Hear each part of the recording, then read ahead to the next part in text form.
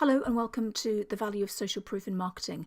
My last little video on this subject was just a sort of a general overview about social proof and why you should care about it. This little video I'm going to introduce you to or talk you through the types of social proof and how you can, and talk to you about how you can use them. So first things first, what categories of social proof there are. I've kind of sort of broken it down into sort of four basic categories. Category number one is the opinions of others, so sort of think TripAdvisor, think Amazon reviews. Then we've got fame, which is things like media coverage and stuff like that. Then we've got social media, and then things like professional credentials.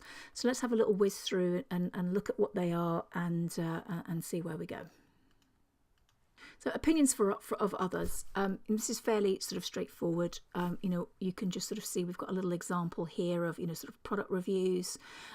We've got this nice little box here. This is a very popular blog called Social Media Examiner. And you can see that they've got this little sentence here: join 255,000 plus of your peers and get our latest articles delivered, blah, blah, blah, blah, blah.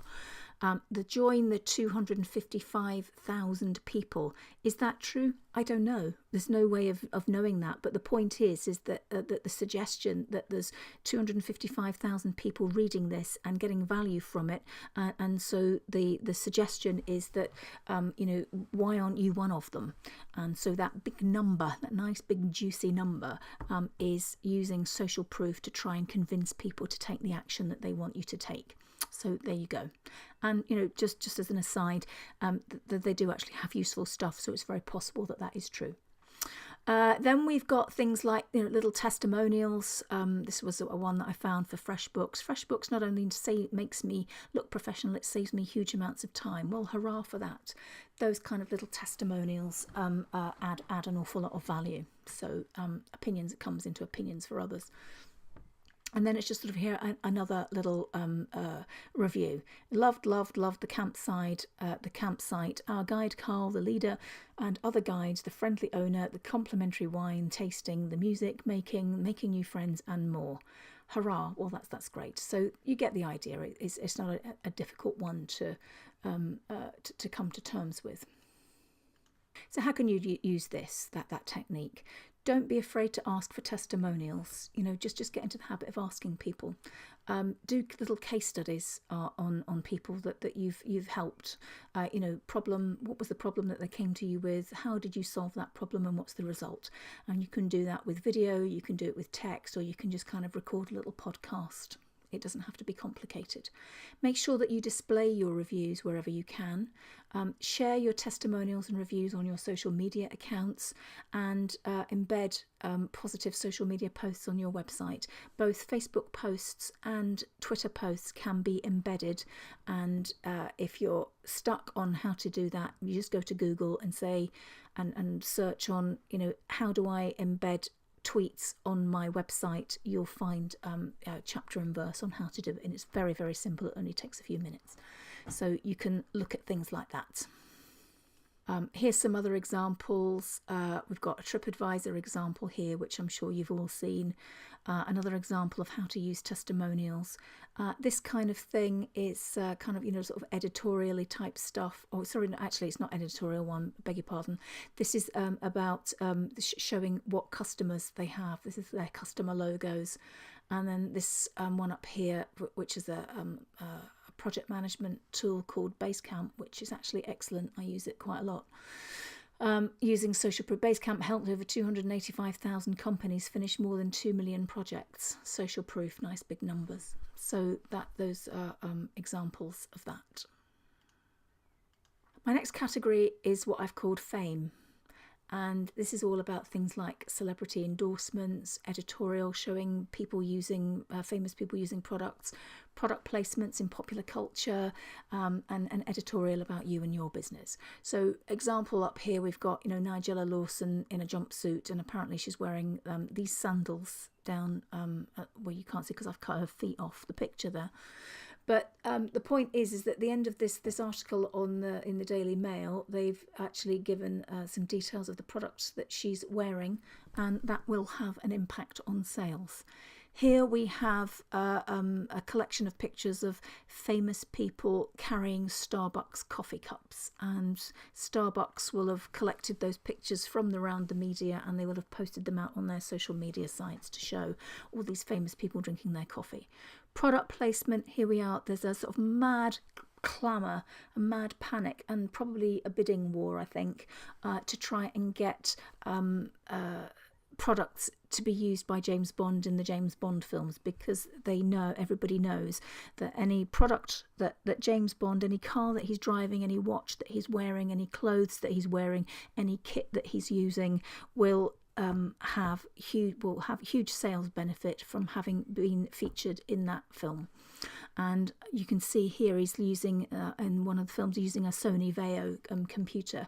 I dare say, I don't know for sure, but I'm fairly certain there would have been a massive bidding war between, say, Apple and Sony to get the rights to have James Bond use that particular computer in that particular film. It's massive. And the last one I wanted to mention was editorial about you and your business. So if you've ever been featured anywhere in the press, get it on your website, get it on your social media, and let people see it, because that comes under the social proof category of fame. So these little things on how you can use all this, display your media coverage on your website. And here we have a therapist who's been featured in a local paper. And we also have, any mentions that you've had, been featured on any blogs or what have you. You can do a nice little logo grid that you can feature on your website. I do that on my website on places that I've been featured in, and and it does help. The next category is what I call professional credentials. And what we're looking for here are awards that you might have won, any accreditations that you have, professional memberships, and qualifications. And so here we've got, this comes from LinkedIn, this little box here, and you can just sort of see it's kind of people being endorsed for certain things. That can look quite impressive. Here we've got a business called bodybuilder.com, and they've got all of these kind of endorsements and of the fact that they're it's a secure site, and all of this kind of stuff. And then another example down here is if you've entered any awards, and let's say you're just a finalist, you can use that logo on all of your outgoing emails. You can have it on your website, you can have it on your social media page, and let people know that that you're up for an award. A lot of awards nowadays mean that you have to have there will quite often sort of be a sort of tiebreaker thing where you have to get people to vote for you on social media. So in order to do that, you've got to let people know. And things like qualifications, if you have relevant qualifications to your industry, we're not talking about your sort of swimming stripes for doing 6 lengths of the swimming pool or anything. We're talking about things that are relevant to the world that you're in, but don't be afraid to show them off, because that can make a difference. So how you can use this, make sure that all of your credentials and professional qualifications are somewhere on your website, and if appropriate, then on your social media stuff. Use these social proof things on your email signature. I mean, you wouldn't necessarily sort of put all of your qualifications on your outgoing email signature, but you might put some of these things. You might sort of put, I do some work with a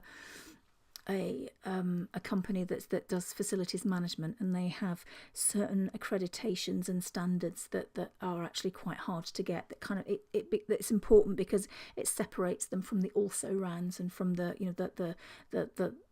lesser companies in their market sector. So it's important for them to have those credentials on the bottom of their emails, and also just make sure that anything like this goes on all of your printed marketing materials too. And that's it, really. It's really quite simple. It's just don't hide your light under a bushel.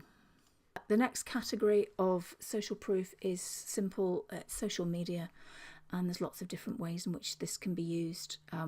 You often see these kind of boxes. They call it the face pile, where, you know, this person, Moz, who is actually a really good person to follow, is an expert on search engine optimization. You get really good information from him, just as an aside. But here we have Moz has got, you know, 162,000 people, you know, liking him on his Facebook page. And that is evidence, when you see this face pod, that these are real people. Because you can get that widget from, if you just go to Facebook and search on widgets, you'll find the area inside Facebook where you can get these things, and you can just grab them, a little piece of code, and then you can put them on your website. And then you've got something like this: followers on the web, thousands of us already have. And you've got this sort of, you know, 401,000 people follow us on Twitter, 663,000 people like us on Facebook, 65,000 people have connected with us on LinkedIn. That's all social media, social proof that shows that you're popular. And as we've already discussed with the busy restaurant versus the empty restaurant, this kind of psychology works and attracts people in. And this is just another version of the same thing. This shows that this particular article has been shared and tweeted and moved around lots of times. So therefore, it must be worth doing it again. And it will attract people to continue to share it. So there you go. How you can use this? Well, you know, social media links on your website, on your email signature, and have it displayed on all of your marketing materials, you know, including things like, you know, vans and, you know, and other sort of things that you might not necessarily think would be obvious for it. So what's the bottom line here? Well, social proof does help convince people to buy. When it boils down to it, if a customer has the choice of two companies that offer essentially the same product or service, then social proof will help tip the balance. It's as simple as that. And customers and consumers, we all need as much help as we can to help us make the right buying decisions, and social proof can help make people go your way.